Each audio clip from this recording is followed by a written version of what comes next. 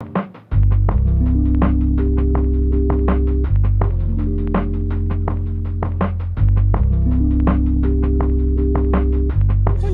dia, estou vindo aqui conhecer o templo de Myson, que fica numa outra cidadezinha vizinha, aqui de Da Nang. E é um templo que tem uma história muito importante e também um capítulo muito triste da história do Vietnã.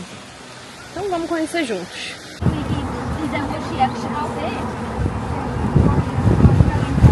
Antes da gente falar sobre o lugar, é importante a gente conhecer quem foram os Champs.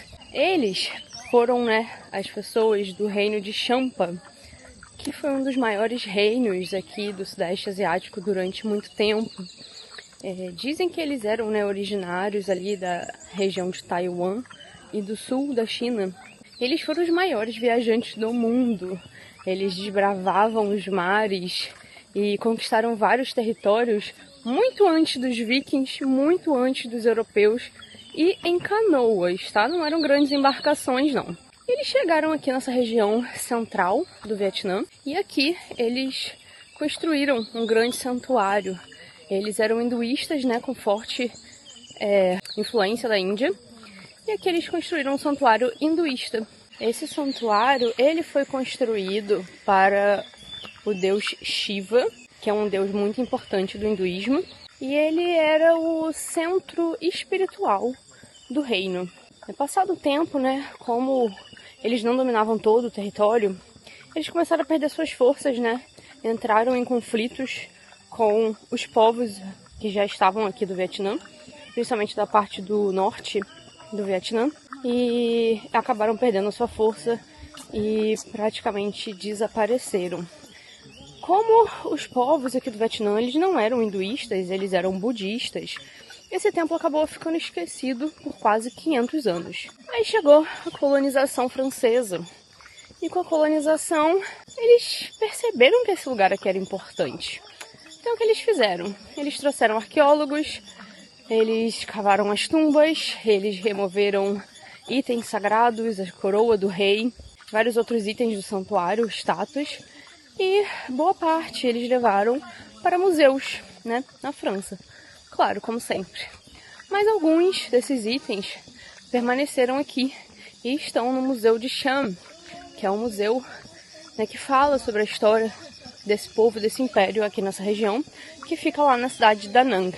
Então nós estamos aqui hoje para conhecer esse santuário que ficou esquecido por tantos séculos e é uma parte muito triste da história dele. Infelizmente esse templo, como muitos outros locais do Vietnã, ele foi vítima da Guerra do Vietnã.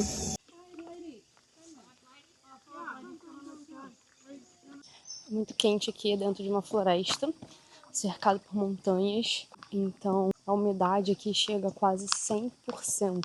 É insano de quente mesmo. Mas, tirando a parte do capítulo triste da história, que foi a colonização, também, como eu disse, foi uma das vítimas da Guerra do Vietnã. O que acontece? O nome Vietcong, que eram as tropas militares do Vietnã, foi dado pelos estadunidenses, Eles aqui não chamam as tropas de Vietcong, eles chamam de Viet My, que são os militares, vietnamitas. Eles usavam, as tropas usavam esse lugar aqui de esconderijo, como muitos outros lugares, cavernas, templos. Justamente por serem lugares sagrados, eles acreditavam que iriam ser respeitados. Mas é claro que não foi, Então, a gente já começa a ver aqui alguns pedaços. E esse lugar foi fortemente bombardeado na época da Guerra do Vietnã. Eram mais de 70 templos aqui dentro e hoje restaram poucos. Mas que ainda conta, essa história do passado antigo, do passado milenar e do passado mais recente também do Vietnã. No pós-guerra, infelizmente o país sofreu muito economicamente, mal tinha condições de manter a sua população, as pessoas famintas, sem saneamento básico, sem nada, o básico para viver eles não tinham. Então, infelizmente, o governo não ia ter condições, financeiras para restaurar os locais históricos. Então, infelizmente, o que ficou aqui são as ruínas. É isso que a gente vai ver juntos hoje. Eu achei importante contar também essa história, não só vir aqui mostrar e falar um santuário hinduísta e é isso. Porque são muitas camadas de história. Todo lugar que a gente vê aqui no Vietnã são muitas camadas que a gente tem que ir descascando uma por uma para entender a complexidade desse país. E aqui, inclusive, tem vários buracos assim, né? Que são das bombas ainda. Então, aqui é um peso histórico muito grande. Mas é isso. Expliquei mais ou menos a história.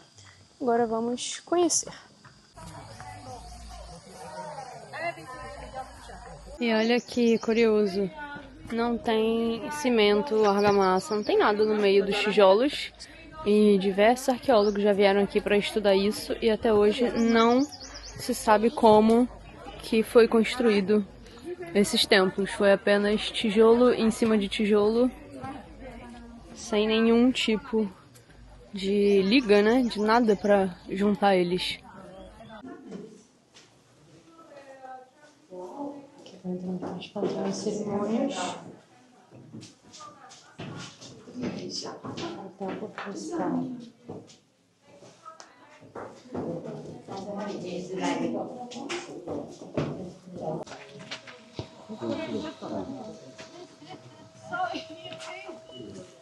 The linga, South stands for the linga, following the linga in the 13th century. Okay. And you look at this way. Yes, let's go step by hand and last linga. Isso aqui é um elefante. Bem aqui, assim. Aqui. Cabeça, as patinhas. Além dele ser um animal sagrado, né? Pro hinduísmo, ele também ajudou aqui na construção do templo. Porque eles traziam as pedras do rio com elefantes e outros animais também. Aqui já dá pra ver melhor o elefante, ó. Certinho, a cauda, o narizinho dele, né, a tromba. Aqui tá bem perfeitinho. Aqui tem uns detalhes legais, tipo isso aqui, né? Essa parede aqui, vocês estão vendo que ela tá incompleta, né? Esse pedaço aqui tá incompleto. E os estudiosos falaram, é porque provavelmente a pessoa que estava esculpindo morreu. Mas sem uma explicação, né? Tanto no hinduísmo quanto no budismo. Ninguém é perfeito, nada é perfeito. E é uma lógica, né, dessas religiões, é mostrar a vida como ela é, né? Mesmo com as nossas imperfeições. Então, acredita-se, segundo a religião, que esse é o significado. Que algumas colunas, não foi nem só essa não, foram deixadas incompletas justamente por causa desse simbolismo. Infelizmente, com muita coisa que foi destruída, não tem muito como a arqueologia fazer determinados estudos. Só que foi uma das bombas que eles pegaram aqui, caiu nesse templo.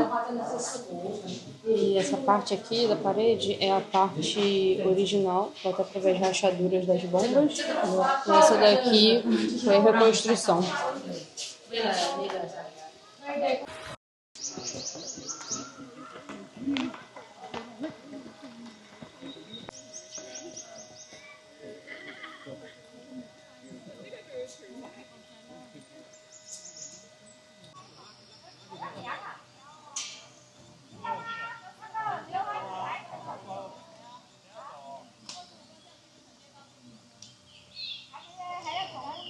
Um vale bem aqui, esse vale onde tem essas árvores bem ali no fundo, foi onde caiu uma bomba. Uma das, né? Caíram várias bombas aqui, mas todo esse vale que tem aqui, tem um buracão aqui, foram onde caíram as bombas mais massivas e destruidoras aqui desse templo.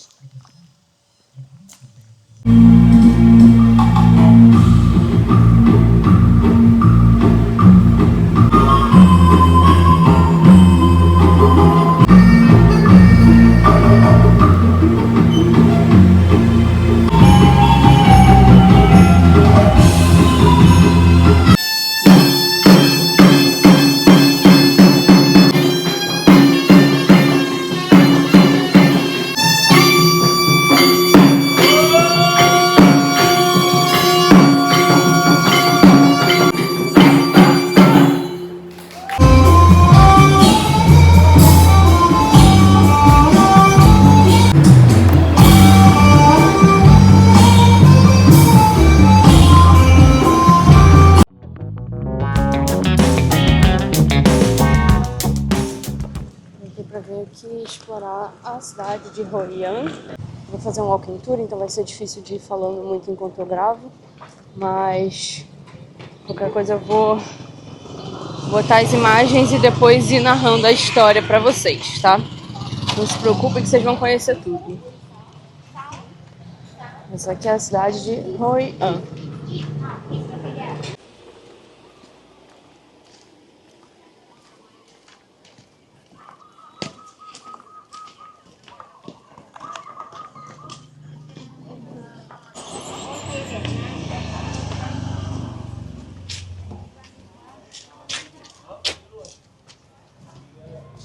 Olha, esse templo ele foi construído pelos imigrantes chineses da província de Fujian. Eles viviam aqui, né? Porque essa cidade era um porto comercial muito importante na época, que foi construído na época do Império, né? O mesmo império que construiu o Templo de Misan, que eu mostrei para vocês, que eram os Champas. Ele é dedicado à deusa Tin Huao, que é a deusa do mar e protetora dos navegadores. Eu vou mostrar um pouquinho aqui dentro para vocês. Family and hand on in the incense. After this, they will burn. While incense 21 days. So you can see that it's smooth. Smooth. One fruit. When we want to buy the fruit, actually we should do. So with the fruit, it's meant for fresh. What fresh? Fresh in your mind and fresh in your heart. You should to have. Here to happily have the baby. The incense. That's one the incense. Same the incense but different the meaning from.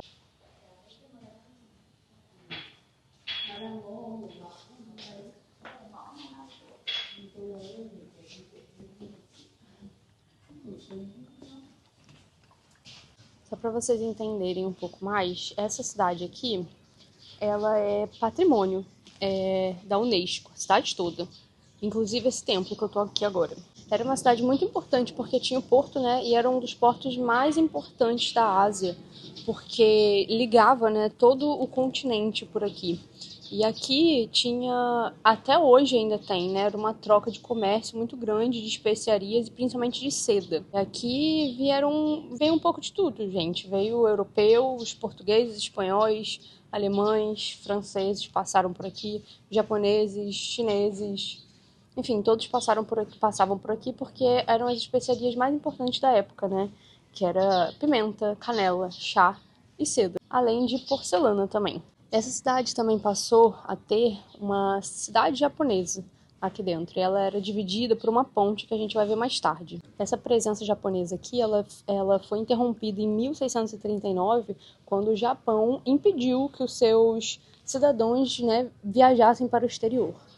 Então, eles acabaram tendo que retornar para o Japão naquela época. E essa cidade começou a entrar em declínio porque, na época da colonização francesa, eles começaram a desenvolver o porto na cidade de Danang, que já era uma cidade maior. Essa aqui é uma cidade bem pequenininha, até hoje ainda bem pequena. Você consegue fazer ela toda em um dia. Então, acabou tirando um pouco o foco da cidade. E ela acabou entrando em estagnação. E hoje em dia é uma cidade histórica. E a gente vai conhecer um pouquinho ela. E é isso, eu vou mostrar pra vocês. Para acessar o complexo é necessário comprar o ingresso oficial. E esse ticket ele dá acesso a toda a área do santuário, incluindo templos e pequenos museus espalhados pelo sítio histórico. Ao longo da visita, sempre que você entrar numa nova zona ou numa estrutura, os funcionários vão pedir para verificar o ingresso. Então você tem que deixar ele sempre à mão. No meu caso, como eu expliquei, eu optei por fazer um tour saindo de Da Nang, que incluía o tour de Misong, o almoço, o passeio à tarde em Hoi An, com direito a um café ou drink incluído. Tá aqui na descrição do vídeo o link pro passeio que eu fiz, mas se você decidir fazer a visita por conta própria, eu vou deixar aqui também o link para você comprar o ingresso e fazer a sua visita de forma livre. Então não esquece de conferir aqui a descrição do vídeo para todas as informações. Aqui também tem um compilado de links para ajudar na sua viagem, desde cartão SIM até seguro de viagem. Então tudo que você precisa para fazer uma viagem completa e com tranquilidade e segurança tem aqui na descrição. Vou falar aqui rapidinho. Essa daqui é a ponte japonesa, é uma ponte coberta, e aqui tem um pequeno templo. E essa ponte ela foi feita porque desse lado aqui que eu tô mostrando era o bairro chinês e daquele ali o bairro japonês. Então o Japão fez essa ponte para dividir os bairros mesmo. Ela fica completamente coberta na época das enchentes, que costuma acontecer com frequência aqui na cidade.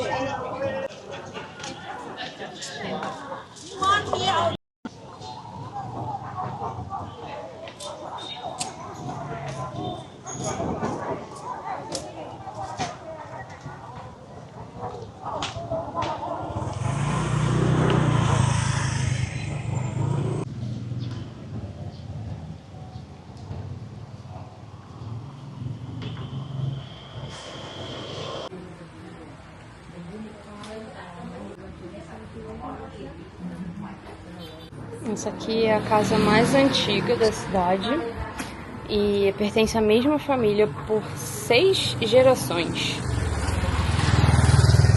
Ela dá aqui no Rio. This is the Nankan village. See, this is the Nankan. Vou mostrar um pouquinho aqui pra vocês aqui dentro. Ainda vivem aqui dentro os descendentes. Eles vivem lá em cima. Eles vivem ali em cima ainda. E tem as fotos aqui das gerações mais antigas na parede, olha.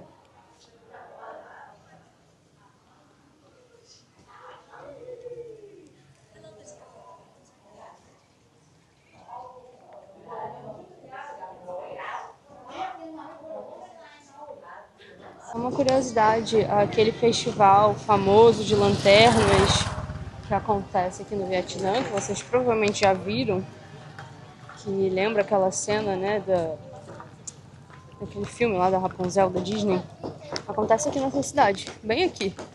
Por isso que tem tanta lanterninha aqui pendurada. Acontece todos os meses na noite de lua cheia.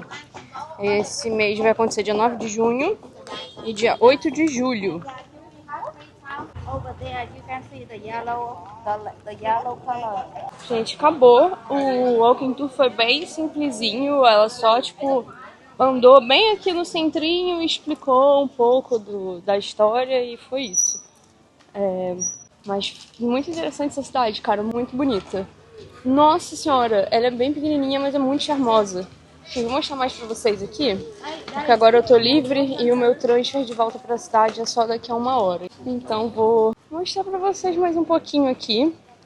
Olha como ela é gostosinha. Esse pedaço aqui, supostamente não pode passar nada além de pedestre, né? Mas como a gente tá vendo que já tá até vindo ali, vem, né, as motos, bicicleta e tal. Então seria bem mais tranquilão assim, realmente se não passasse nenhum tipo de moto, né? Porque você consegue andar mais tranquilo.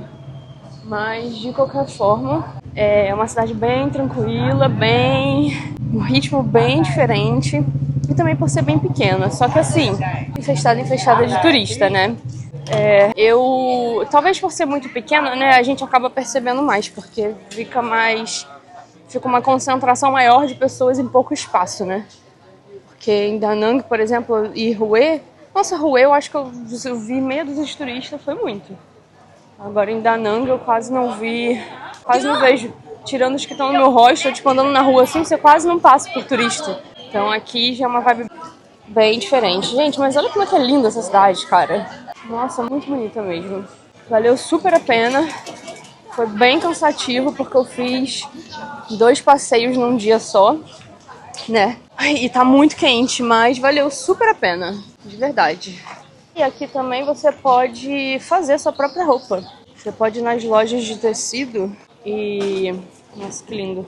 Você pode ir nas lojas de tecido e você pode tirar suas medidas e falar, né, o que você quer fazer, que eles fazem a roupa pra você em poucas horas. Então, fica a dica aí também, pra quem tiver interesse. Gente, é muito mágica a cidade, né? Fala sério, cara. Meu Deus, o Vietnã não cansa, né? de me impressionar. Meu Deus. Ali do outro lado da ponte fica o mercado noturno. E aí você atravessando aqui à noite, né? Você consegue ir lá pro outro lado e curtir a noite ali. E tem bastante opção. Tudo de dois lados, gente. Tem muita opção, como vocês podem ver, de comida. Mas ali, deste lado, é o mercado noturno.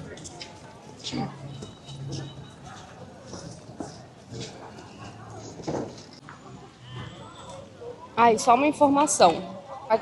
Para andar aqui, precisa ter um ticket, que é o ticket que dá acesso a tudo que tem aqui dentro da cidade velha.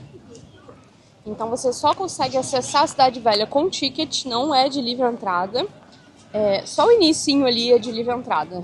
E depois que você, com o ticket, você consegue ir para todos os lugares, todos os monumentos, todos os museus, você participa de tudo. Tem o museu folclórico, o museu de dança, dança, né, típica, tem de tudo. Então com esse ticketzinho aqui, custa 120 mil. E aí você consegue acessar tudo. E isso aqui eles fizeram para, primeiro, controle turístico, né?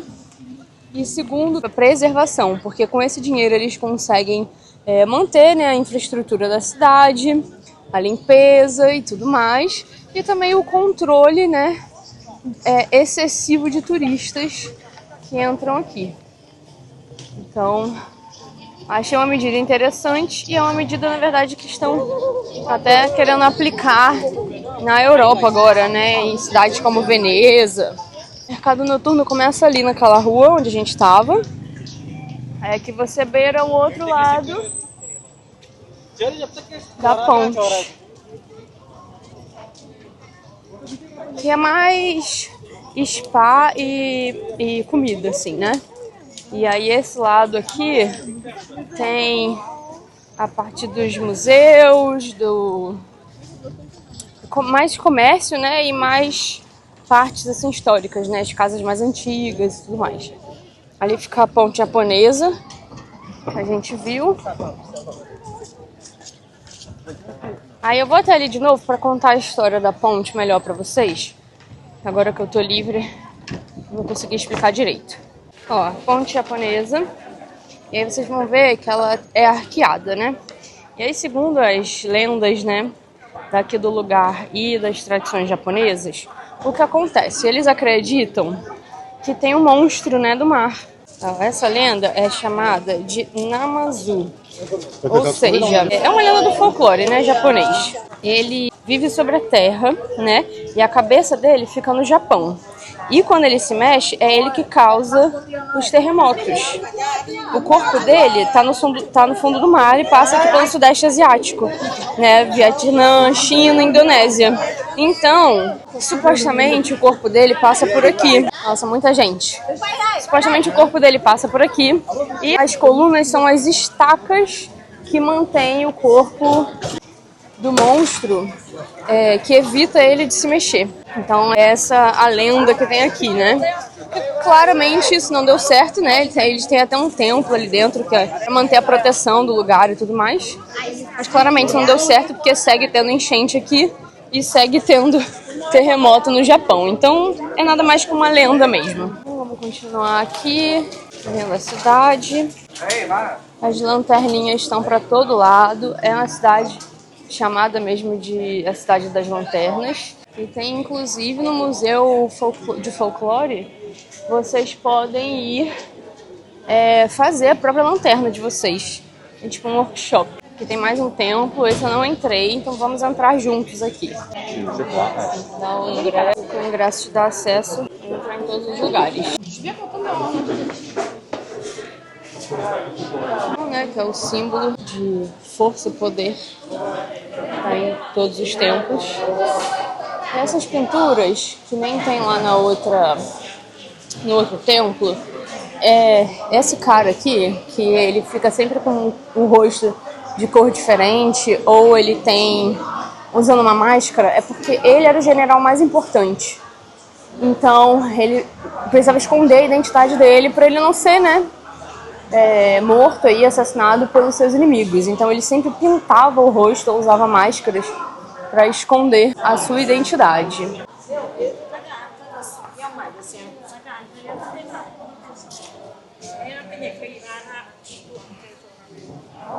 Um templo bem parecido lá com o outro, né? Os incensos, os cavalos aqui também. Esse daqui já tem os elefantinhos.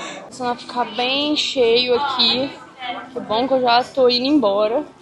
As pessoas estão chegando e eu estou saindo. Mas valeu super a pena.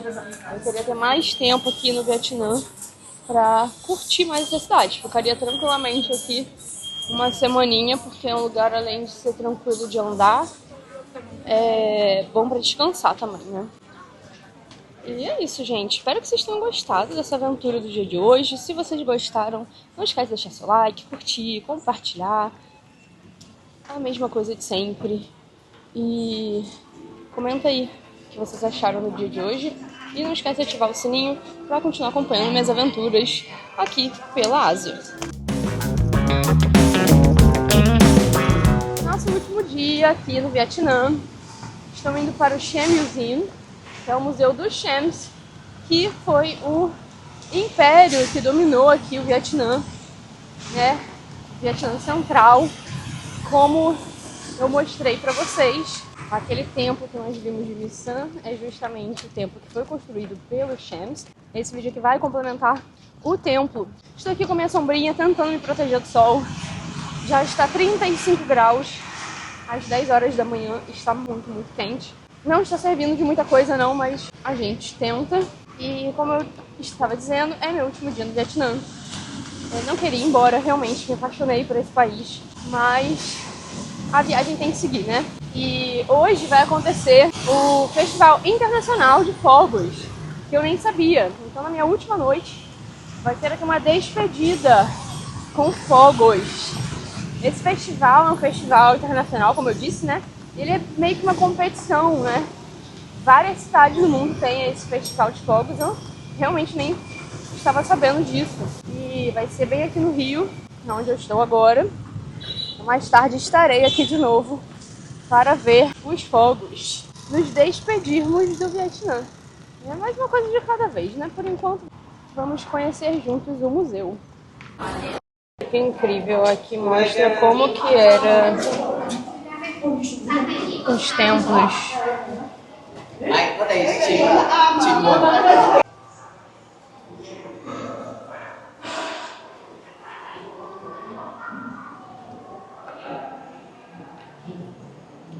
Lá a gente viu algumas estátuas de Shiva que eu mostrei para vocês, como essas daqui sem cabeça. E o que acontece? Quando eles começaram a perder território, os Siems, né? Os Siems, eles não conseguiam levar as estátuas, porque, olha isso, as estátuas eram muito grandes e muito pesadas. Essa daqui ainda é pequena. Então o que acontece? Eles queriam levar, né, consigo ainda parte, né, da divindade, e encontraram no norte do Vietnã, já na fronteira ali com o Camboja, várias cabeças. E na época, quando eles encontraram os templos com as estátuas sem cabeça, eles pensavam que essas estátuas tinham sido, na verdade, saqueadas, que alguém roubou a cabeça delas para poder vender, né? Principalmente depois da Guerra do Vietnã, porque eles pensavam que as pessoas, a própria população estava querendo vender para poder ganhar dinheiro com isso, porque o Vietnã ficou numa situação muito ruim depois da guerra. Conforme foram rolando, né, explorações arqueológicas, eles descobriram várias cabeças do norte do Vietnã, e foi aí que eles entenderam que, na verdade, esse povo, eles pegavam a cabeça das estátuas para levar consigo enquanto eles estavam em fuga, né? Era uma forma deles manterem um pedaço da divindade com eles. Então aqui, eles pegaram algumas dessas cabeças e colocaram aqui. Então aquela estátua que a gente viu sem cabeça lá no templo, nós vamos encontrar a cabeça dela aqui. Vamos procurar por ela, né? E vamos lembrar que eles eram hinduístas. Então todas as estátuas que a gente está vendo aqui, elas remetem ao hinduísmo e algumas aos reis. Porque o guru, que é tipo a pessoa mais importante, né, do hinduísmo, que é o guru, né, o xamã, como se fosse o padre, né, do hinduísmo. Ele era o rei. Além dele ser guru, ele também era o rei. Então tem algumas estátuas também desses reis, mas a maior parte são dos deuses hinduístas. Tem aqui Vishnu, Sarasvati, Brahma, como a gente viu lá, né? E elas estavam representando essas estátuas aqui, que são tipo as deusas da dança, né? Digamos assim. Elas são chamadas de apsaras. Representam a beleza, né? Elas são a representação da beleza. Elas são as musicistas e dançarinas das cortes. E o trabalho delas como dançarina, com as mãos e com a lótus, né, na cabeça e gestos de orações, representam todas as adorações, né, do hinduísmo na forma feminina. Aí as cabeças das estátuas.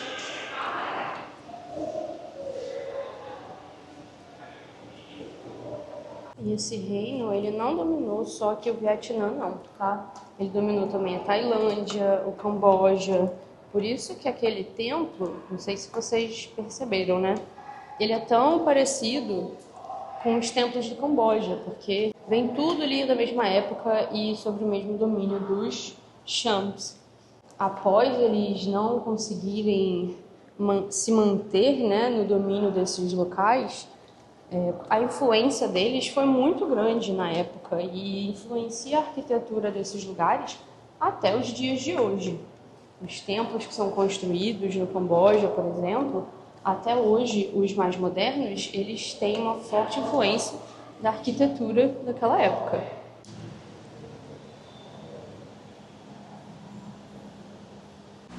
Olha, eles recebiam, né, como eles tinham muita influência da Índia, eles trouxeram o sânscrito indiano para ser o idioma deles em forma de escrita. Mas depois eles adaptaram e aí formaram o seu próprio sânscrito, que a gente até viu lá também no templo, né? Tinha uma pedra com o sânscrito do Shan. E eles começaram a desenhar, está vendo aqui? Tinham desenhos no meio do sânscrito, ali também. Depois do século XV, com a influência, né, da civilização indiana, eles criaram um sânscrito chamado Akar e eles começaram a adaptar, né, com as influências islâmicas, os escritos da Malásia, que é o árabe. Aí vocês conseguem ver aqui, né, uma mistura de árabe com sânscrito, com desenho, enfim, virou o idioma deles, né? Que é a representação da roupa que eles usavam tem bastante influência árabe. Aqui já tem uma influência mais indiana. E aqui é uma mistura dos dois. E as roupas das mulheres, tanto as roupas dos homens, tem bastante influência árabe. E ao mesmo tempo, influências da Índia, né? Influências indianas. Então, até o lencinho mesmo, parece até o lencinho da Palestina.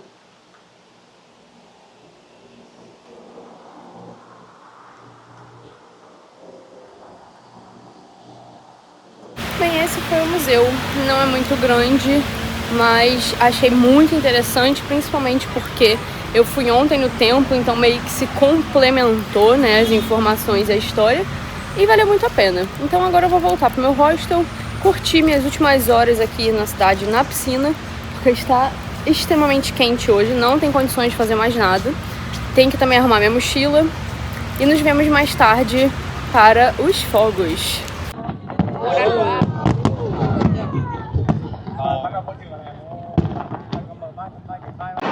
Eu já estou aqui no aeroporto, pronta para ir embora do Vietnã. Só vou dar uma dica, tá? A imigração aqui é bem demorada. E depois da imigração já tem a segurança. Então, assim, é bem demorado. Eu já estou uns 30 minutos aqui e ainda nem cheguei no portão para acessar a imigração.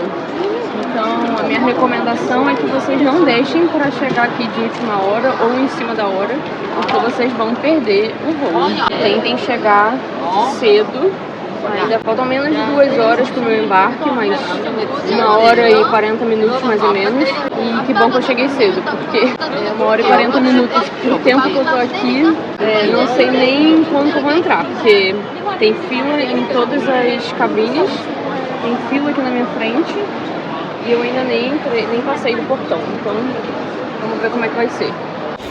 Passei, demorou mais uns 20 minutos. Então, assim, foram 50 minutos no total para passar da imigração e da segurança. Então, fica aí a dica para vocês. Mas agora é isso. Vamos pro nosso próximo destino.